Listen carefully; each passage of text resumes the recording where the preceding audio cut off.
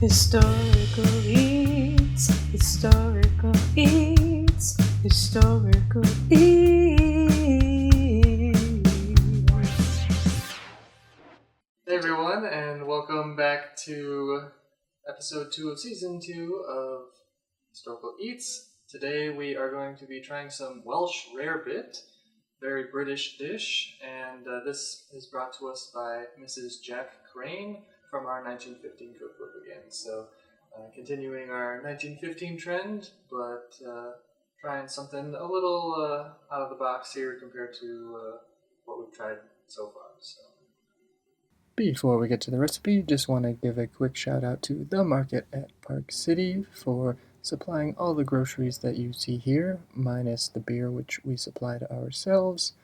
Also, a shout out again to Red Bicycle Breadworks for the bread that we get through the market.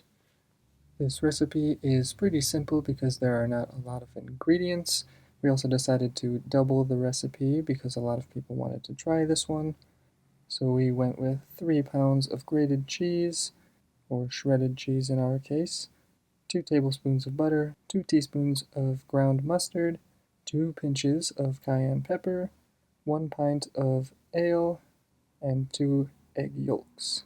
You start by melting the butter. They say to do it in a chafing dish. You're kind of supposed to make this at a table in front of people, but since we're making this ahead of time, we just did it in a pot.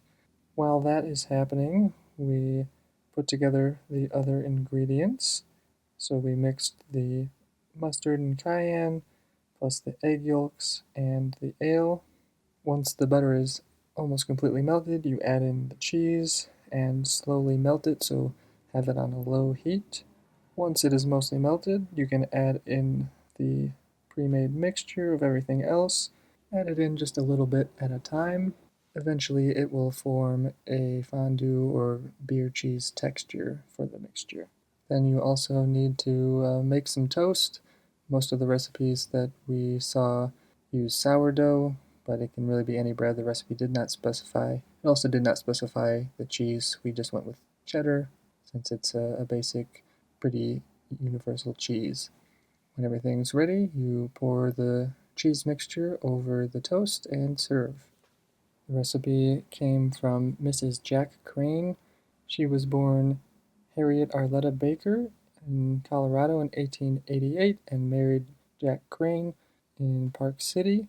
Together they had 2 daughters, Edith and Mildred. They also founded, with several other couples, the Octagon Card Club, a card game playing club. They lived originally on Park Avenue, then moved to Woodside.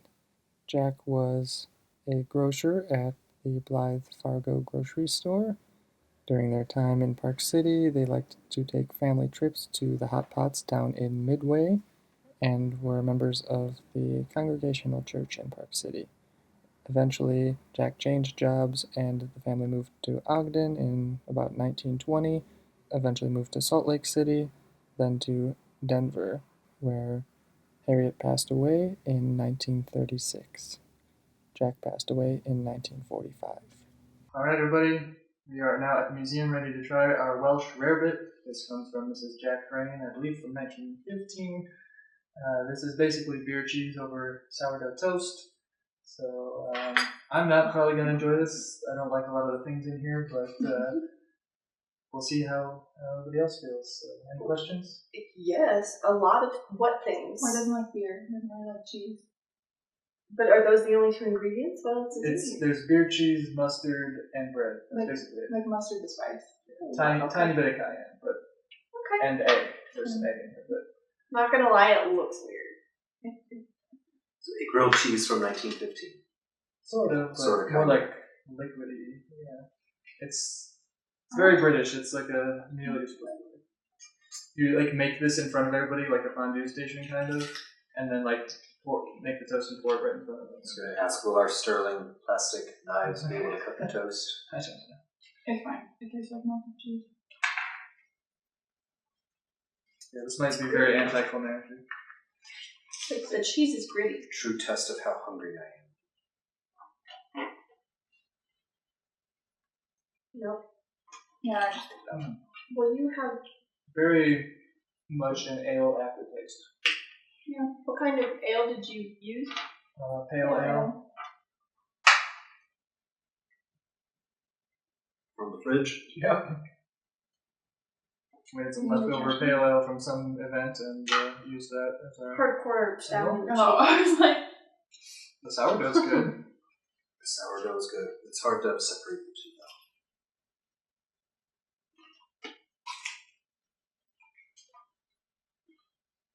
It's not the worst thing you've made me eat. I think you say that every time. except for the salmon though. Oh, God. This is the worst thing you've You made. started at the bottom. That was number 1, right? Yes. The salmon loaf was actually the worst. Check the YouTube feed. You need to keep a score.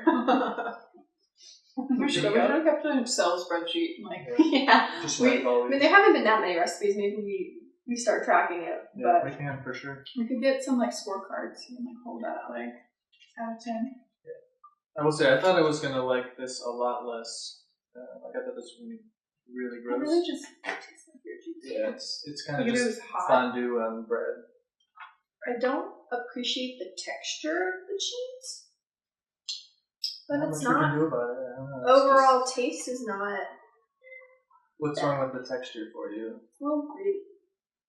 I don't know what that would be. Like the cheese itself, I guess. It's just like a cheap cheese, maybe.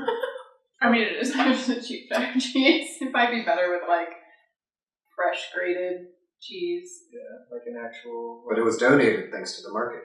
It was, yes. I could have gotten a nicer cheese and I would have eaten it to this probably, but I just went for the big old shredded cheese package. So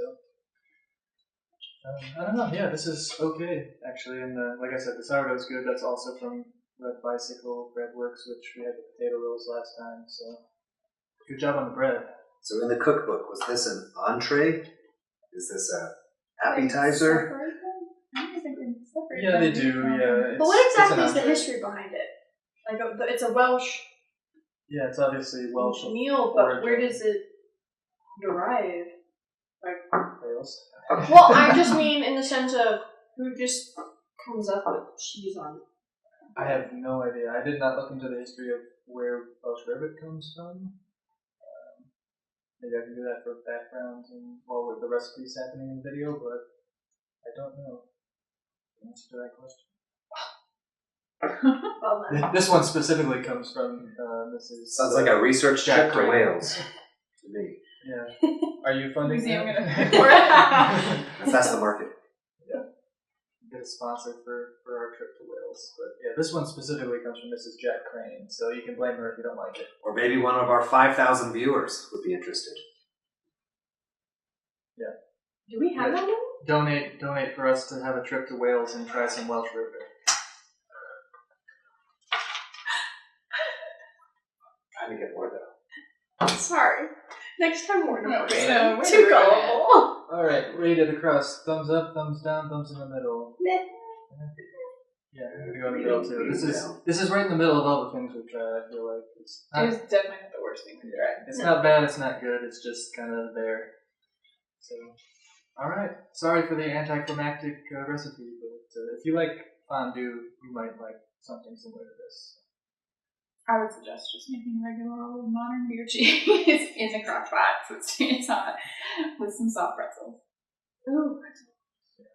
Alright, well, thanks Get for some. watching, and stay tuned for next time's Historical Eats. Historical eats, historical eats, historical